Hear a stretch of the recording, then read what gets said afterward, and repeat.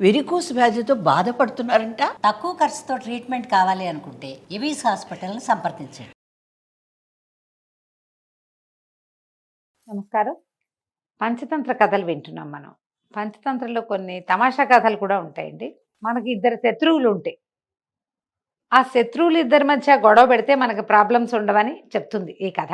ఏ ఇద్దరు శత్రువుల మధ్య అయినా సమస్యలు సృష్టించాలి, వాటంతటే వస్తే మంచిది. అవి రాకపోతే మనం ఏం చేయాలి, వీళ్ళ నుంచి తప్పించుకోవాలంటే వాళ్ళ గొడవలు పెట్టాలని చెప్తారన్నమాట. మిత్రలాభం మిత్రభేదం లాగానే ఇవి కూడా ఇట్లాంటి కొన్ని ప్రత్యేకమైన కథలు చెప్తారు. పూర్వం అంట ఒక బ్రాహ్మణ ఆయన ఉండేవాడు. ఆయన చాలా పేదవాడట, కడుపేదవాడు పాపం. ద్రోణుడు ఆయన పేరు. ఈ ద్రోణ బ్రాహ్మణుడు పాపం ఎండిపోయి చలికి వాటికి వీటికి సరైన దుప్పట్లు లేక, ఎండాకాలం గాలి వచ్చే ఆసరా లేక ఏదో ఒక పూరి గుడిసెలో సామాన్యమైన జీవితం గడిపేవాడు. ఈయనకి గోళ్ళు గడ్డాలు అవి పెరిగిపోయి షేవింగ్ చేయించుకోవడానికి కూడా డబ్బులు లేని స్థితి అన్నమాట. నికృష్టమైన జీవన విధానంలో ఉండేవాడు. ఎట్టగొట్ట బతికేవాడు పాపం. ఆయనకట ఒక ఊర్లో దేవాలయంలో ఏదో విశేషమైన విధి చేస్తూ బ్రాహ్మణులకి కోడెదూడలు దానంగా ఇచ్చారట. ఈయన కూడా 2 కోడెదూడలు ముట్టినాయి. 2 కోడలు తెచ్చి, కోడలంటే ఏమనాలి, ఎడ్లు గిత్తలు అనుకోండి.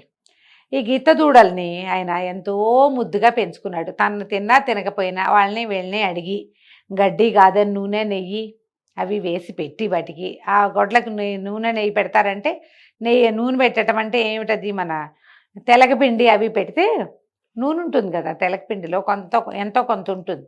వాటి వల్ల నున్నగా ఎదుగుతాయి ఈ గిత్తలు. బాగా మేపేవాడు వాటిని. మేపగా అది బాగా పెద్ద వయసు వచ్చేసరికి, ఓ 2 ఏళ్ళు 3 ఏళ్ళు వచ్చేసరికి ఇంతంత ఎత్తున నందీశ్వరుళ్ళల్లే ఉండి ఎంత బాగుండేవోట.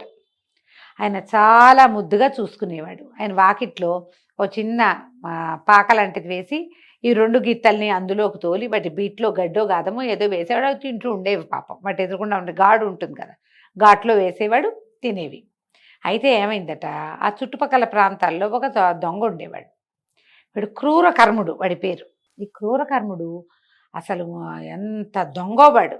ఎవరి దగ్గరైనా నున్నటి గొడ్డు గోదా ఉన్నాయంటే వాటిని లాగేదాకా వాడికి తోచేది కాదు. వాడు ఒకనాడు ఈ 2 గిత్తల్ని చూశాడు. అబ్బాబ్బా ఎంత బాగున్నాయి, వీటిని కొట్టేయాలి ఎలాగైనా, ఇవి ఎవరివి అని ఎంక్వైరీ చేశాడు. ఇవి ఒక పేద బ్రాహ్మణుడివి, ఆ ద్రోణుడివి. ఆయనకు చిన్న ఇల్లు వాకిలి ఉన్నాయి. ఆ వాకిట్లో ఒక పాకుంది, 2 నిట్టాళ్ళ పాక. ఆ పాకలో ఈ 2 గిత్తలు ఉంటాయి. ఇవి తెలుసుకున్నాడు. సరే ఏమనుకున్నాడు, ఒకనాటి రాత్రి అర్ధరాత్రి వచ్చి ఈ 2 గిత్తల్ని అపహరిద్దామని బయలుదేరాడు. ఇతను వెళ్తూ ఉంటే వాళ్ళ ఇంటికి దగ్గరలోకి వెళ్ళేసరికల్లా ఈయనకి పెద్ద భయంకరమైన ఆకారము, జిర్ర జుట్టు, బాగా చిర్రగా ఉన్న జుట్టు, కూరలు, మెడిగుడ్లు, పళ్ళన్నీ ఏమిటో విచిత్రంగా ఉండే వంకర టింకర్వి, ఓ పక్కన కొంత గూని కొంత వంకర నడక, కానీ మహాకాయుడుగా ఉండి పరమ భీకరాకారంగా ఉన్నవాడు ఒకడు కనపడ్డాడు. ఈ దొంగవాడు ఆశ్చర్యపడి, క్రూరకర్ముడు ఎవరు మీరు, ఏమిటండి అని అడిగాడు. అడిగితే ఆయన ఏమన్నాడు, నేను ఒక బ్రహ్మరాక్షసుణ్ణి, ప్రాణాధారం, ప్రాణాలే, మనుషుల ప్రాణాలే కావాలి నాకు.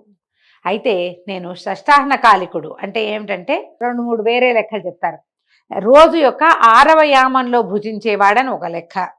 2 రోజులు ఉపవాసం చేసి 3వ రోజు సాయంకాలం అంటే 6వ పూట, రోజుకు 2 పూటలు కదా, పగలు రాత్రి, ఒక పగలు ఒక రాత్రి ఒక రోజు, 2 పగళ్ళు 2 రాత్రులు 2 రోజులు. అప్పుడు 6వ పగలు ఏమవుతుంది, 3వ రోజు సాయంకాలం చీకటి పడ్డాక కదా 6వ పూట అయ్యేది. ఆ పూట తినేవాడన్న అర్థం చెప్తారు ఒకటి. 6 రోజులు ఆహారం తినకుండా ఉండి తర్వాత రోజు ఆహారం తినేవాడని చెప్తారు.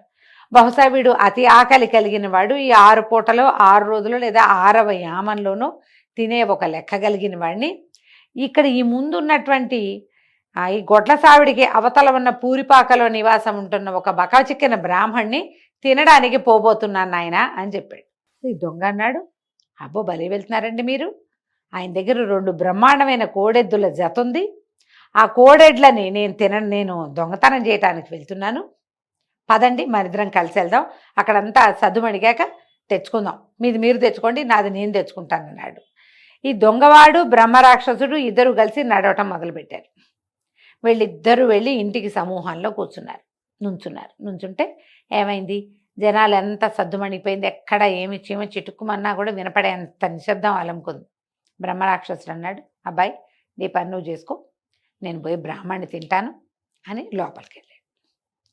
లోపలికి వెళ్ళేసరిగా వెళ్తుంటే దొంగవాడు అన్నాడు, అయ్యోయ్యో అదేంటండి అట్లా తొందరపడతారు, మీరు ఇప్పుడు బ్రాహ్మణాయన్ని తినే సమయంలో ఏమైనా గొడవ అయింది, ఎవరైనా నలుగురు చేరారంటే నాకు గొడ్లు దొక్కకుండా పోతాయంటే కోడెద్దులు, కాబట్టి అట్లా కాదు, నేను ముందు ఆవుల్ని ఈ ఎడ్లను తీసుకుపోతా, ఈ కోడెద్దుల్ని తీసుకుపోయాక అప్పుడు మీరు బ్రాహ్మణ్ణి తిందురుగాని అనగానే బ్రహ్మరాక్షసుడు అన్నాడు, అట్లా కాదు, నువ్వు తీసుకెళ్లేటప్పుడు ఏదైనా శబ్దమై బ్రాహ్మడికి మెలకు వచ్చేస్తే కష్టము, అతను నిద్రపోతున్నప్పుడే నేను ఈజీగా తినగలుగుతాను, లేదు వాడు చేసే రచ్చకి వాడు పెట్టే చావు కేకలకి చుట్టుపక్కల జనం అంతా చేరతారు, నాకు అది కుదరదు, కాబట్టి ఇట్ట కాదన్నారు.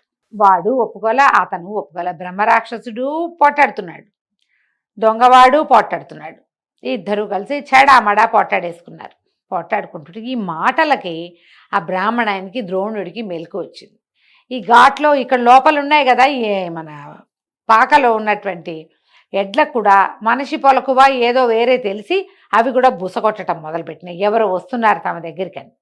వీటి ఎడ్ల బుసలకి ఈ వినపడుతున్న గలభాకి బ్రాహ్మణాయన లేచి బయటకు వచ్చి ఎవరు అనగానే దొంగ అన్నాడు, ఓ బాపనాయన, ఈయనెవడో బ్రహ్మరాక్షసుడు, నేను తినడానికి ఇక్కడ నుంచున్నాడు, వీడి కూరలు మిడిగుడ్లు చూసుకో అన్నాడు. అనగానే బ్రహ్మరాక్షసుడు, నేనేనా తక్కువ తిన్నదని, ఓ బ్రాహ్మడా నీకు తెలుసో లేదో, వీడొక దొంగ, వీడి పేరు క్రూరకర్ముడు, వీడు నీ రెండెడ్లని ఎత్తుపోవడానికి వచ్చాడో అని కేక పెట్టేసరికల్లా వెంటనే ఆయనకు అర్థమైపోయింది, బ్రాహ్మడు పాపం బక్కచిక్కి ఉన్నాడు కానీ ఆయన మంచి మంత్రం అది గాయత్రి అనుష్ఠానం ఉంది. ఆయన వెంటనే తన ఇష్టదైవమైన నరసింహస్వామిని తలుచుకుని స్తోత్రం చేస్తూ ఆ పక్కన ఘాట్లో ఉన్నటువంటి ఓ ఇంత లాఠీకరణ ఒక దాన్ని పుచ్చుకుని పరిగెత్తుకుంటూ వచ్చాడు. ఈ స్తోత్రం హడావిడికి బ్రహ్మరాక్షసుడు అయ్యో బాబో ఒళ్ళంతా మండిపోతుందో అని పరిగెత్తాడు. బ్రాహ్మణ పరిగెత్తుకొచ్చి చేతిలో ఇంత లాఠీకర్ర పెట్టాడు, పట్టుకున్నాడుగా, చితకుడేశాడు దొంగని. స్తోత్రంతో బ్రహ్మరాక్షసుని పంపేశాడు, లాఠీకర్రతోటి దొంగవాడిని పంపేశాడు. ఇద్దరిని సాధ్యమైనంత ఎక్కువగా బాధించి మళ్ళీ తన జోలికి రాకుండా చేసేసాడు. ఇవి పెడుతున్న అరుపులు కేకలు ఈ దెబ్బలు కుయ్యోమర్రో మోతలకి చుట్టుపక్కల 10 మంది చేరారు. ఎప్పుడైతే బ్రాహ్మడు నృసింహకరావలంబ స్తోత్రం చదువుతున్నాడో చుట్టుపక్కల 5-6 చదవటం మొదలుపెట్టారు. ఎందుకంటే ఈ బ్రహ్మరాక్షసుడు ఇక్కడ ఉన్నాడు అనుకో, ఈ ప్రాంతానికి వచ్చే అలవాటు ఉంటే ఇవాళ కాకపోతే రేపొద్దున మనలో ఎవరి కోసమైనా వస్తాడు, వాడిని రానివ్వకుండా చేయాలంటే ఇది ఒక దిగ్బంధనం చేసేయాలని ఇంకా కొంతమంది తలా ఒక కర్ర తీసుకుని దొంగని చావచీత కొట్టి వదిలిపెట్టారు. వాడు ఇంకా ప్రాంతానికి రావడానికి భయపడేటట్టుగా అయిపోయి కాళ్ళు వీళ్ళు ఈడ్చుకుంటూ ఎట్లాగొట్లా దేవుడా రావడా అని పరిగెట్టుకుంటూ వెళ్ళిపోయాడు. ఇప్పుడు చూడండి, బ్రాహ్మణ్ణి తినడానికి వచ్చిన రాక్షసుడు ఎడ్లను ఎత్తుకుపోవడానికి కాడెద్దుల్ని ఎత్తుకుపోవడం కోసం వచ్చిన దొంగవాడు, వాళ్ళిద్దరూ మొదట స్నేహంగానే ఉన్నారు, తర్వాత వాళ్ళిద్దరూ ఒకళ్ళకొకళ్ళ శత్రువులు అయ్యారు. వాళ్ళిద్దరూ కొట్టుకోవటం వల్ల బ్రాహ్మడికి ఆయన ఎడ్లకి కూడా ప్రమాదం తప్పింది. ఎప్పుడు కూడా మనకిద్దరు ఎనిమీస్ ఉంటే వాళ్ళిద్దరికీ ఏదో ఒక గొడవ తెప్పిస్తే మనకి ప్రాబ్లమ్స్ ఉండవు.